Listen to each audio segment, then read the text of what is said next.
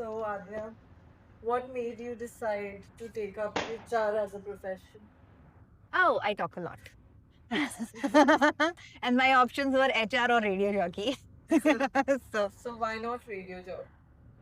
because I'm also pretty. That is not Undear HR. Oh my god. Okay, so Undear HR is a channel that we have started to figure out how to avoid something that keeps on happening. HR professionals, when they come into the workforce, all they want to do is help people. But they end up doing the opposite of that. And then they end up hating their jobs. And then they end up hating the people who made them hate their jobs. And then they end up being sad and unhappy and then they die. So we would like to figure out how to avoid this. Hi, I'm Aadya and we talk about HR issues and people issues on this channel. If you're new here, welcome. We don't care if you follow good content. If you want it, you will. If you don't, it's fine. Move on. Bye bye. So, tell us about your journey. Oh, my journey. Okay, so I am an army brat. I grew up studying in 13 different schools in 14 years, and I always was the senior most person, and I also had to solve the problems of all the children in the cantonment, whether they was bigger than me, shorter than me, more aged than me, whatever it was, because I was a daughter of this most senior person in the cantonment. And then as I grew up, of course, in India, every kid has to be a doctor or an engineer. So I chose engineering because that took lesser time. And then when I came out of engineering, I decided to go into HR because that seemed like that would suit my personality. And then when I went into HR, I decided that I was very lucky actually. My very first organization was Danish, and Danish people are all about, making people happy and being the happiest place on planet Earth and all of that stuff. So my HR values were, how do we make people happy? And I learned so much from both Esben and Cecil. And then at some point my family moved to Kolkata, so I went into TCS, and TCS, of course, Tatas have the best values about caring about people, caring about making sure that people had something that fulfilled them, making sure integrity was the highest benchmark for every employee and all those things. And while I worked there, I met my husband, which was fun, and then had an office romance, which really shouldn't be done. As an HR person, we should really frown upon it, but you say chirag tale andhera. So did that, and then moved on, got headhunted by Mahindra Finance to be their head of employee engagement for like 40,000 people across India, which was one of the biggest roles that I did, which was the most fun also because my boss told me my job is to make sure people wake up happy. And I was like, cool, let's do that. We'll just figure it out. So did that for a while, and then I got married in the meantime, told my husband I'm moving to Paris. He said, you do you. I went to Paris. I had the most fun living in Paris all by myself, studying, going crazy, got burnt out, went to Italy, just sat on the beach for like 6 months, chilling out, eating pasta and having fun. And then LVMH called saying, we want to put you in Philippines. And Philippines, I don't know anything about that place. Of course, I know it's a country. Oh. So then I asked my cousin by marriage, who's a Filipina, that should I go to the Philippines? She's like, it's all propaganda because they say on Google, all they talked about was how it was a place that had like crazy tornadoes and earthquakes, and how expats got kidnapped for ransom. And I was like, do I really want to go there? But turned out it was all propaganda. I was there for 3.5 years. It was the best time of my life. My husband became a scuba diving instructor while we were there, so he also had the best time of his life. And then LVMH moved me to India. I had 2.5 good years with them. Then I moved to help my husband set up his business, and then I am now in a fashion retail organization. So fun. How has your journey been in terms of your exposure internationally and domestic? I think being in India and having lived all over India really helped me with figuring out that I was good with all kinds of people. That I understood the baselining of humanity, if I could say so myself. and that cultures obviously differ and they shape the mind of a person, but at the end people just want to be good people. So that kind of made a difference. But when I went to France, French people were a lot like Maharashtrian people, if I could say that. And Italian people were a lot like Punjabi people. And Filipinos were a lot like South Indians. So it wasn't that difficult.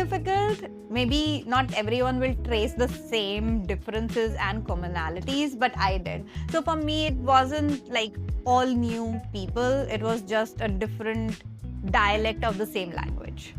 Tell us how as in HR was just an in the ecosystem for initial years, how they should plan their trajectory. So that's a difficult question because I believe the longer you stay in the same organization, the better you get at HR. Because for HR to be actually effective, you need to know those specific people. You need to know their problems and you need to solve it in the context of that organization. So in most cases, the first year is all about listening. And then you solve all the low-hanging fruits at the same time so that you get some credibility. But for you to really be effective as an HR, you really need to have some amount of time spent with these people to solve their problems, right? But also, on the other hand, when you are young, you want to get as much exposure in different industries as possible so that when you come to a level where you're actually providing solutions, then you know how others would have solved it.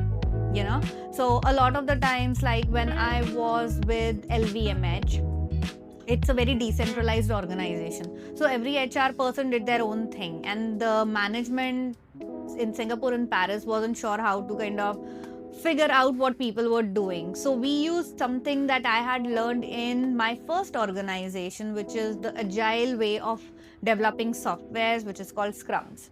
So I've actually used Scrum since then till now, wherein we just get together in the morning and we just talk about the projects we're doing, where they are at and where they're headed. Simple. But it really helps the whole team align across countries onto the same vision, which the boss needs to deliver. Okay. So, do you think you're a baddie in your role? Well, I am both a softie and a baddie. Because you have to change based on the situation that you're in. Overall, you should be a baddie, I believe. But then, because we're in human resources, empathy is really, really important so that people feel that we feel what they are going through and we are actually trying to solve it genuinely and authentically, not just trying to push policy onto them. So, both. Do you think a lot of Indian companies do not have a structure? I think across the world, a lot of companies have too much structure when it comes to HR. We as HR people end up making policies and then adhering to them without knowing why they were made. We copy policies from other places and we just follow them blindly, and especially when the organization grows, we keep on just saying this is the policy, this is the policy. But the thing is, human beings are different. Every person's problem is different, and we cannot just put policy.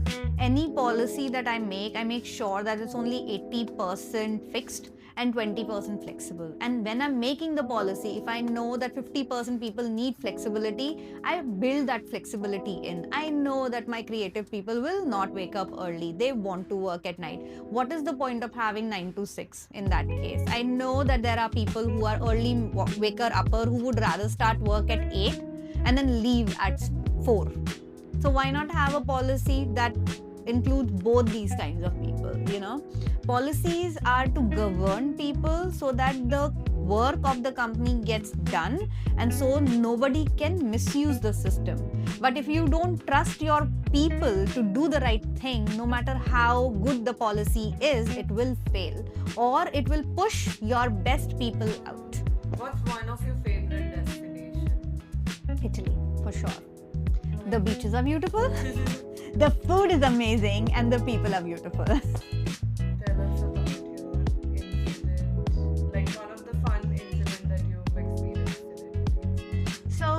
this was a time when my sister was working in Italy as in robotics, and this was the first time that I visited her, and she is a nerd. Like, she is as nerdy as they can be. She's a PhD, right? But we went out to have an aperitivo, and we went to like a cafe and a barista, whatever it was in the middle, and we saw the ocean. It was beautiful, and like 12 people were sitting on the same table, and everyone was talking loudly, and there was no inhibitions, and we finished off maybe 20 bottles of wine in just the first 2 hours, and that is when the party actually started. Then we went to the Viccolis, we went to the beach, we went to like random cafes that were open from like 2 a.m. to 6 a.m. only, and we sat with strangers and we talked about all the different things, because it's I was in a student town, so everybody kind of loosely knew each other. So if you were in a group of 10, any random person that walks by, one of the 10 people knows them, you know. So wherever we went, we knew people, and I think we came back home at midday the next day. So I got to realize for the first time, one, Italy is a really cool place, and secondly, partying can go on for like 18 hours when you do it properly. And the next day we went out for a picnic. Like, it's still a thing. Like, we weren't like crazy hungover. We did it in a way that we really had fun. We saw the sunset, we saw the sunrise, we met amazing people, but we were not hungover. Yes. Yeah. Okay, so how do you think a culture in Italy differs from? Do you think ethics changes city to city, country to country? Well, the fact that murder is illegal in every country shows us that there is a baseline to things. But yeah, I guess ethics do change slightly from country to country, and from community to community, and from family to family, and person to person. What is the biggest cultural, or let's say work ethic difference that you see in every country? And let's say on a scale of 1 to 10, if you had to judge with all honesty, a controversial topic, Yeah. why not? So if you have to, how would you rate your experience in Europe?